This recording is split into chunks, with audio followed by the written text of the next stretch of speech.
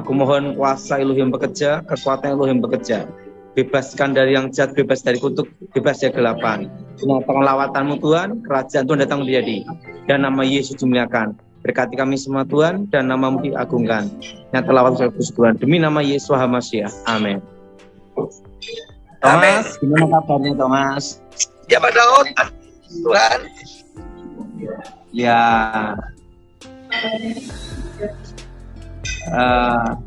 Thomas.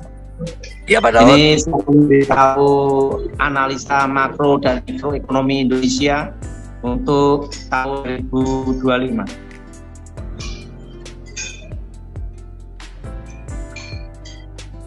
Ya Pak Daud. Jadi ini pandangan ekonomi saya untuk tahun 2025 dan tentang Pilpres. Ya. Ya Pak Daud, bagaimana Pak Daud? Secara makroekonomi dan mikroekonomi untuk 3-4 tahun ke depan. Iya Pak Daud. Jadi gini Thomas, yang disebut Ya, resesi ekonomi ini tidak terasa di tahun 2023 dan 2024. Iya. Kenapa? Karena hanya persiapan Pilpres. Betul Pak Daud. Walaupun ini ada wacana untuk menunda Pilpres. Ya. Nah, ditunda Pilpres atau tidak, atau terjadi pergantian presiden, itu penentunya ada di tahun 2024. Ya. Menurut analisa makroekonomi saya ke depan, di tahun 2023 ini, kita tidak terasa resesi ekonomi. Nggak terasa Pak Daud ya, tapi tahun 2024 terasa Pak Daud ya. Karena apa? Karena banyak dana-dana siluman, uang-uang siluman yang tidak dilaporkan pajak. Nah, itu kan beredar kemana-mana. Ya Pak Daud. Ini yang menggerakkan faktor ekonomi. Iya Pak Daud. Dan Indonesia didukung dengan geografis. Jadi tentang alamnya, sumber daya alamnya juga. Iya Pak Daud. Nah, sumber daya alam ini kan tanah kita subur dan 2 musim. Iya Pak Daud. Ini yang mendukung yang namanya kondisi ekonomi di Indonesia. Iya Pak Daud. Dan seperti analisa saya, corona ini di tahun 2023 kembali mampu. Yes. Dan sekarang sudah normal kan, Thomas? Iya Pak Daud. Sudah mulai normal kan? Betul Pak Daud. Setitik terang datang kan gitu, Thomas? Betul Pak Daud.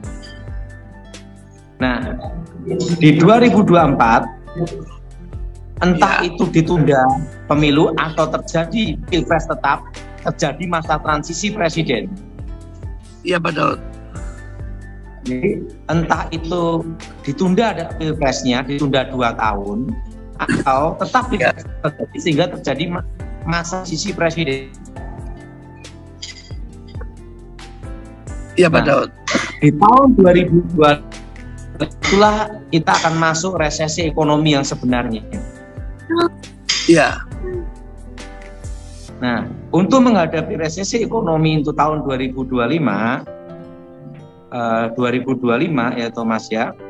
Pertama, langkah pertama yang harus dipastikan, pertama, kita harus punya uang tunai ada di rumah.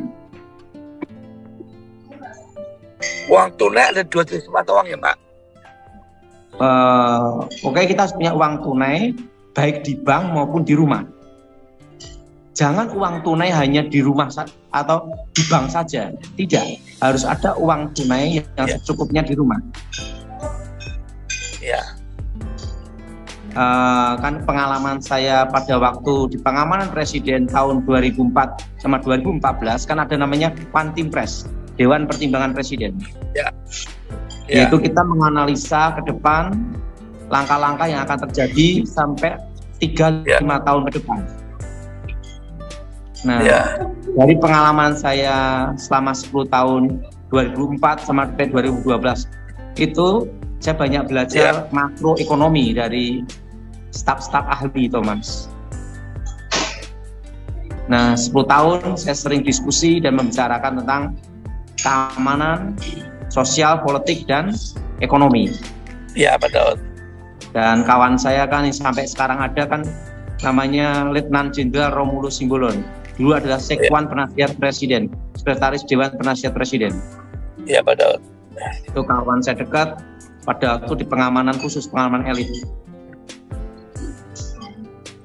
Nah, jadi di tahun 2025, di 2025 itu kita akan masuk resesi yang sebenarnya. 2025 Pak Daud ya? Wah. Nah, karena itu ada namanya masa transisi. Masa transisi Pak Daud ya? Ini bukan nubuatan, bukan suara Tuhan, tapi analisa pribadi makroekonomi saya. Ya, analisa pribadi pada Tony ya. Oke. Jadi analisa pribadi, bukan nubuatan, bukan suara Tuhan. Iya Pak Daud. Di 2025 kita harus menyimpan uang tunai ada di rumah, tapi juga menyimpan di bank. Harus balance di sini. Ya. Karena kita masuk namanya resesi ekonomi. Yes, Pak Daud. Kedua, kita harus menyimpan 3 hal. Pertama adalah emas dan dolar. Emas dan dolar. Ya. Emas, dolar, dan investasi tempat paling aman adalah tanah. Tanah ya Pak Daud. Nah, kenapa emas dan dolar? Karena itu bisa cepat kalau kita perlu untuk dijual atau liquid. Iya Pak Daud. Nah, jadi kita harus ada cadangan, tabungan, tetapi ingat, bentuknya tunai, ditaruh di rumah. Yes Pak Daud. Nah, dan pandangan saya ke depan untuk 2023, tempatnya akhir tahun ini akan namanya suku bunga akan naik dan bisa BI rate bisa sampai kira-kira hampir 7%. Wow, sangat mencekak ya Pak Daud ya. Nah, dan perpajakan akan semakin diperketat. Perpajakan ya Pak Daud. Wow. Jadi untuk langkah ke depan kita untuk menstabilkan ini dalam bisnis kita atau di dalam kehidupan kita, nah kita lebih baik tidak boleh hutang bank. Dan kalau tak hutang bank, jangan nambah hutang lagi. Iya Pak Daud. Dan kira-kira tahun 2023-2024 akan terjadi banyak kredit macet. Iya Pak Daud. Ada suatu tanda di Indonesia berbeda dengan negara maju, yaitu kita kan negara berkembang. Nah, ada suatu tanda bila suatu di negara kita itu akan masuk resesi, itu yaitu di mana-mana banyak kuliner. Iya Pak Daud. Jadi di mana-mana banyak kuliner. Oh, jadi itu ya Pak Daud ya. Banyak orang-orang buka itu Pak Daud ya, kuliner Pak Daud ya. Iya. Nah, karena itu yang paling simpel, Thomas. Ya paling simpel Pak Daud ya. Nah, makanya saya selalu menekankan kita berkebun. Tahun 2020, tahun 2020 dan tahun 2021, kita sudah memberitahu bahwa kita akan masuk inflasi 5 tahun ke depan, itu di tahun 2022. Sampai nanti 2027 itu adalah inflasi akan terus naik terus. Iya Pak Daud. Makanya saya dalam itu memberitahu supaya megang rupiah secukupnya. Dan kalau kita dagang, hasil keuntungan dagang itu diputarkan di barang aja. Kita pegang uang tunai secukupnya. Iya Pak Daud. Nah, ini analisa saya secara pribadi. Pribadi Pak Daud ya. Karena saya bukan nabi. Jadi saya bukan nabi, bukan suara Tuhan. Ini adalah analisa pribadi saya. Yes Pak Daud. Tapi semua pada punya analisa, semua benar Pak Daud. Nah, saya belajar makroekonomi itu dari Gunawan Yusuf. Oh, Super Group Bulaku. Saya belajar sama Gunawan Yusuf, berkumpul dengan dia, berbicara tentang ekonomi. Itu tidak lama Thomas, kira-kira hanya 15 tahun. Lama tapi 15 tahun Pak Daud ya. Nah, karena dia yang ahli di dalam saham dan ekonomi, sekuritas juga dia ahlinya. Dan dia Makindo. Iya Pak Daud. Jadi kita harus persiapan semuanya untuk tahun 2023 ini untuk mempersiapkan tahun 2025. Siapa Daud? Jadi kita harus punya uang tunai itu setelah masa transisi presiden atau ditundanya Pilpres. Yes, Pak Daud. Lalu pada waktu ditunda Pilpres itu termasuk resesi di tahun 2025. Jelas Thomas? Ya Pak Daud, jelas Pak Daud. Nah, makanya saya puji Tuhan ya Thomas ya, seumur hidup saya tuh saya belum pernah merasakan utang bank Thomas. Jadi rasanya utang bank kayak apa tuh saya belum pernah ngalami Thomas. Betul Pak Daud. Dan di dalam bisnis pun saya selalu ada satu pelajaran hidup saya, kenapa saya tidak utang bank. Nah, banyak orang tanya sama saya kenapa tidak utang bank. Karena saya punya pengalaman dalam survival pada waktu dilatih guru saya dulu. Iya betul. Dan itu yang saya tekankan dan saya ajarkan ke anak-anak saya. Yaitu pada waktu itu saya umur 9 tahun, saya masih ingat Thomas ya. Karena guru saya itu dari PETA, pembela tanah air, satu letingnya Jenderal Ahmad Yani. Iya Pak Daud. Itu kakek saya di PETA. Waktu itu beliau tanya sama saya, apa yang ditakutin dalam hidup kamu? Saya dengan jujur berkata, yang paling saya takuti dalam hidup saya adalah lapar. Betul nggak Thomas? Betul Pak Daud. Langsung guru saya ngomong, kalau kamu takut lapar, ikut saya. Apa yang ditakuti itu harus jadi yang ditakuti itu. Iya Pak Daud.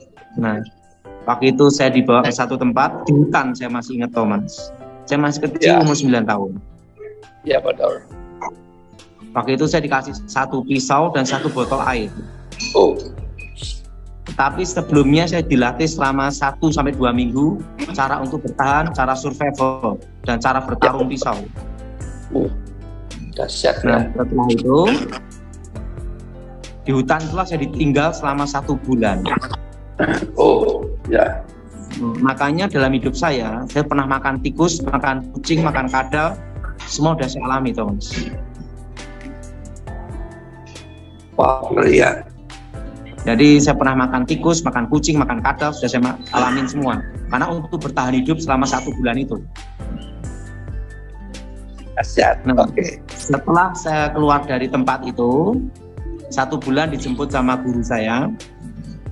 Dia berkata, nanti di kemudian hari kamu akan mengerti. Kalau kamu bisa hidup di dalam hutan selama 1 bulan, apalagi di kota. Ya.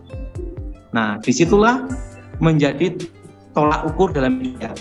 Sehingga memulai bisnis pada waktu usia kira-kira waktu itu Thomas ya umur 21 tahun, saya memulai bisnis plastik ya, polipropilin.